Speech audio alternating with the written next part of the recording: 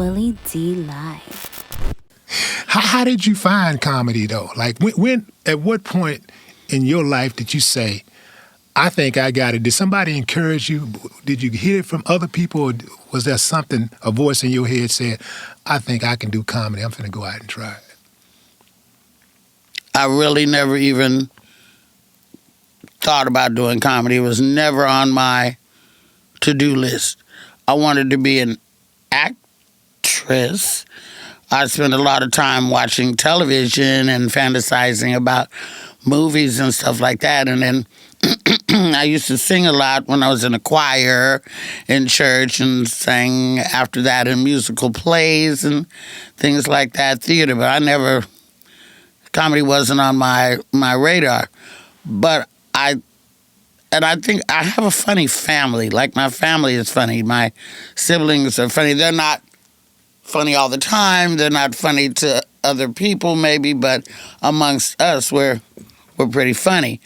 And maybe I inherited that from my father, who I have heard was very funny. I didn't know him. He got murdered before I was born, so I didn't know him, but maybe that's a trait that I got, genetically.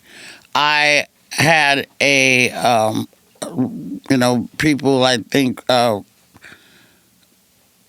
found me amusing in the way that I said things, I guess. And then I had a roommate who was dating a comedian, and he would be at the house all the time. And I'd just be talking my regular trash, and he'd say, you're really funny. You ought to come down to my comedy club. This was when I was living in Long Beach, and I was like, come down to your comedy club and do what? And he says, if you come down there, I'm going to put you on stage the minute you walk in.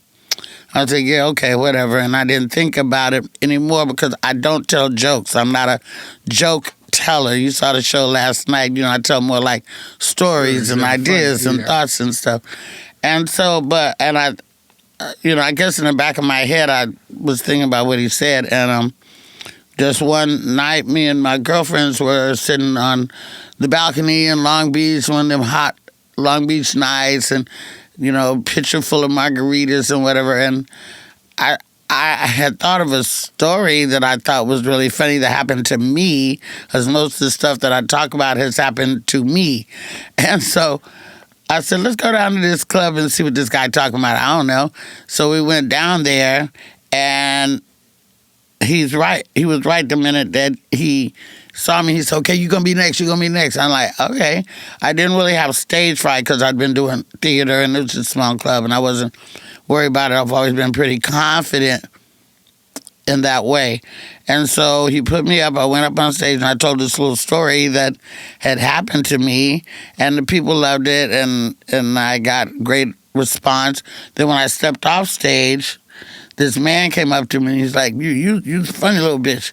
I was like, all right, thank you. And he said, you need to come to my club. And I'm like, what's your club? And he gave me a card. And that was the late, great Robin Harris. So I met Robin Harris on the first day, the first time I ever did comedy.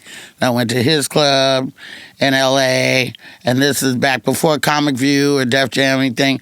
You had young D.L. Hughley, you had young Jamie Foxx, you had young Little Earthquake, and everybody was sort of like a boom that was coming through. Then D.L. got to be the host of Comic View, and Comic View started, and then we had an opportunity to get on TV, and it just snowballed.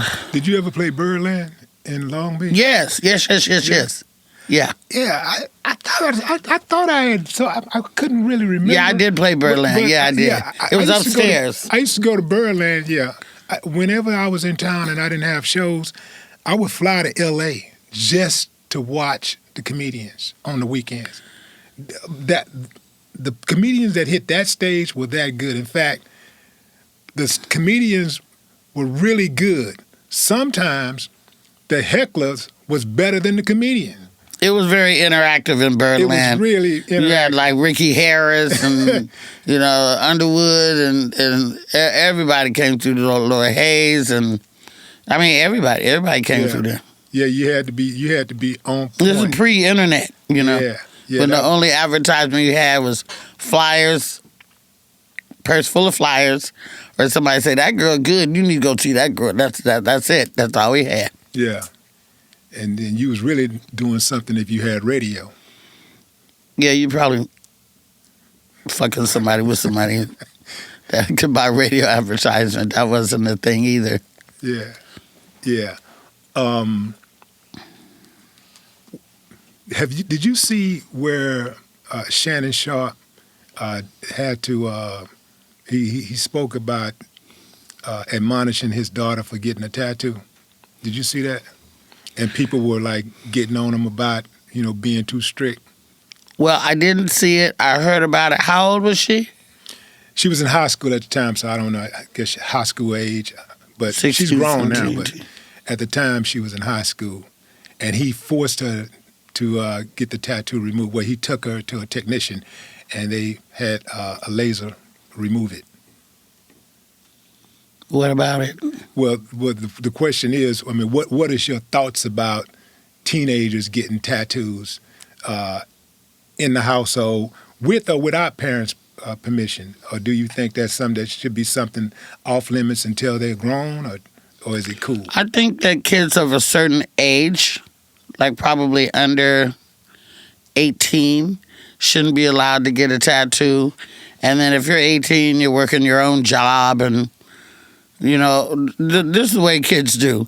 The first tattoo they usually get is something about mom or something, so you don't get so mad, and it's sort of like a tribute. And they go, "Well, Mom, I got it. It's of you," and you're like, "Damn it!" But well, all right.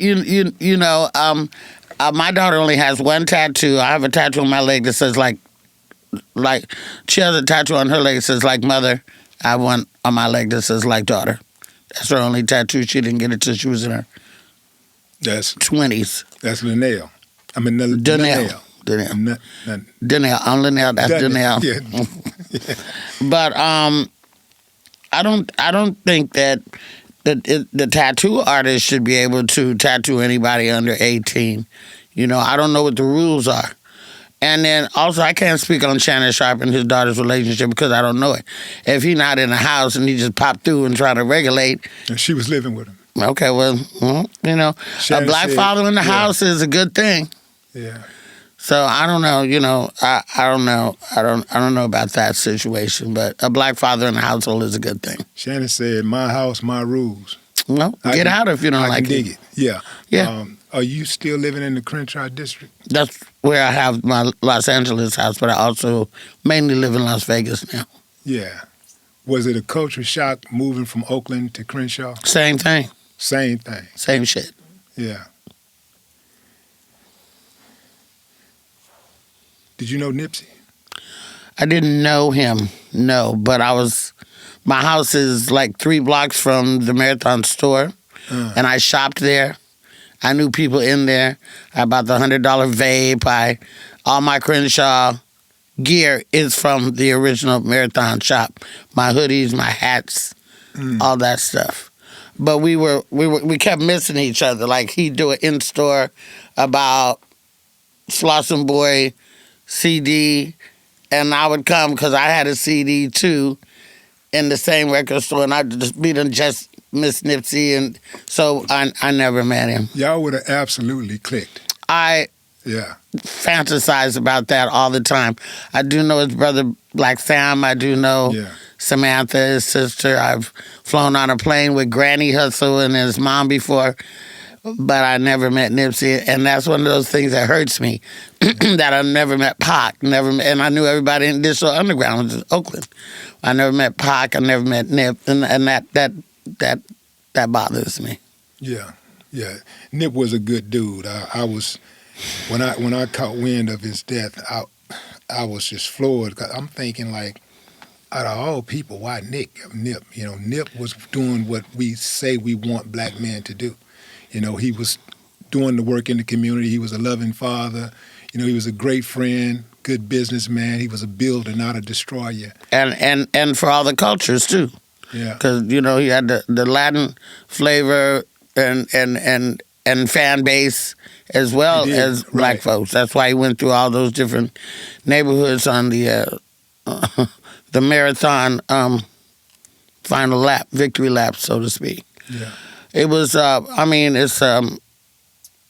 don't all our mentors get murdered?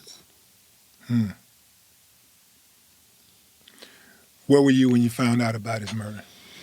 Unfortunately, I was in Vegas. I had to come back the next day on Monday. He got killed on the Sunday, 3 o'clock in the afternoon. Mm-hmm. I was in Vegas.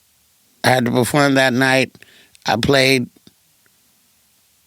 Grinding on My Life on stage that night. We played a video on stage that night, and I was like in shock. My daughter is the one who called me, and she said, Mom, Nipsey got shot. And I said, what do you mean? What do you mean he got shot? She said, at the store he got shot. I said, oh, God. She said like 6 times or whatever. I said, oh, God. You know, he's going to be okay. He'll be all right. I'm calming her down. You know, he's going to be all right. You know, look, Pac got shot 6 times and lived. So I'm like, and then she called me back about an hour later and told me he was dead. Then when I came home on Monday, my whole neighborhood was a mass of mourners and helicopters and flowers and candles. The whole blocks, and it was just massive. And me and my daughter went straight from the airport. She picked me up and we went straight to the airport to the Marathon store and was out there grieving with everybody else. It was just unbelievable. And when I go back to L.A. and I pass it now, never do I pass the Marathon shop and not look over there and remember going to Master Burger, remember eating, remember going over there, remember all the activity that was there, and it's all boarded up and gated up now. And I just look, and that's one of them things you wish you could undo that day. If we could just undo that day. Yeah. What was your reaction when you found out that old buddy got found guilty? Well, first of all, he's lucky to have got off the streets because it was only a matter of time. I'm sure you know there was retaliatory kickback immediately. He was not going to live long on the streets. That's a fact. And when he got arrested, and when I seen him, all I could just do was be disgusted. I'm like, you're a pathetic piece of shit. Not only did they... Well, his nickname was Shitty. Well, he lived up to it. Yeah. But to, shoot somebody like that after he had scoped out the whole shit, because, I did a deep dive and who was strapped and who wasn't and why they wasn't. And then to kick him in the head... Yeah. I wanted to kill him myself, It's beyond it. It's like the birds didn't even chirp the same no more in my neighborhood. You had birds on a telephone pole. You hear birds in the morning. It's like they didn't. And those helicopters flew 24 hours in a circle for 6 days straight. So it was helicopters in the day, helicopters in the night. Even after they got him, because it was a hot spot. That corner was a hot spot, That's why the alley is blocked off now. There's a lot of stuff went down over there. And, look at the city. You have Michael Jackson had a funeral at the Staples Center, and then Nipsey. That's how much everybody was brokenhearted. It was the worst. Yeah. And then, you ache for the kids. You ache for Cross. You ache for Imani, and you totally ache for Black Sam and his mom and his dad and Lauren. It was just horrible. It remains horrible. It's the worst. Yeah. Yeah, that's one of the greatest tragedies that. And you got to spend time with him? I did. We used to talk crypto, When he first he had gotten down with this crypto company. I can't remember the name of it, but he first got down with them, and he wasn't really up on the other. But did you know about how his merchandise had the tag? It was like you could take your phone, and if you bought certain stuff, you could take the phone and put it on the tag, and the tag would play a new video on the phone.